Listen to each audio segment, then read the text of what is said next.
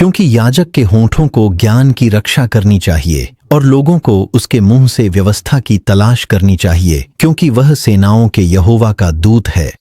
एक याजक वह है जो मनुष्य और परमेश्वर के बीच खड़ा होता है और मनुष्य और परमेश्वर को जोड़ने का काम करता है, क्योंकि हर एक महायाजक जो मनुष्यों में से लिया जाता है वह मनुष्यों के लिए परमेश्वर से संबंधित बातों में नियुक्त किया जाता है, ताकि वह पापों के लिए उपहार और बलिदान दोनों चढ़ा सके।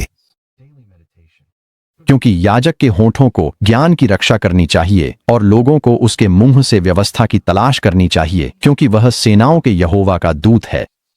मलाकी 2:7। पुजारी कौन है? एक याजक वह है जो मनुष्य और परमेश्वर के बीच खड़ा होता है और मनुष्य और परमेश्वर को जोड़ने का काम करता है। क्योंकि हर एक महायाजक जो मनुष्यों में से लिया जाता है वह मनुष्यों के लिए परमेश्वर से संबंधित बातों में नियुक्त किया जाता है, ताकि वह पापों के लिए उपहार और बलिदान दोनों चढ़ा सके। इब्रानियों 5:1। मनुष्य के अदन की वाटिका में पाप करने से पहले परमेश्वर और मनुष्य के बीच किसी भी प्रकार का विभाजन या दूरी नहीं थी। जैसे ही मनुष्य पाप में गिरा, उसी पाप ने परमेश्वर और मनुष्य के बीच एक गहरी खाई पैदा कर दी। पाप मनुष्य को परमेश्वर से अलग करता है, यह हमारी प्रार्थनाओं में बाधा डालता है और हमें परमेश्वर की उपस्थिति में प्रवेश करने से रोकता है।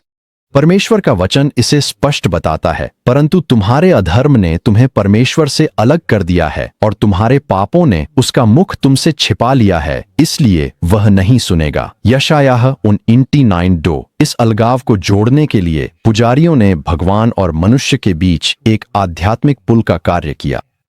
उन्होंने मध्यस्थ के रूप में कार्य किया और पापों के प्रायश्चित के लिए बलिदान और पुरुषों की ओर से भगवान से प्रार्थना की। इसके अलावा परमेश्वर द्वारा नियुक्त याजक, चूंकि वह स्वयं भी दुर्बलता के अधीन है, वर्ष में एक बार लहू के साथ परम पवित्र स्थान में प्रवेश करेगा और उस लहू को अपने और लोगों के पापों के लिए प्रायश्चित के रूप में चढ़ाएगा। क्योंकि बैलों और बकरों का लहू और अशुद्ध लोगों पर छिड़की हुई बछिया की राख उन्हें शुद्ध करने के लिए पूरी तरह से पवित्र नहीं करती थी। इसलिए महायाजक साल दर साल अपने पापों और लोगों के पापों के लिए बलिदान चढ़ाता रहा।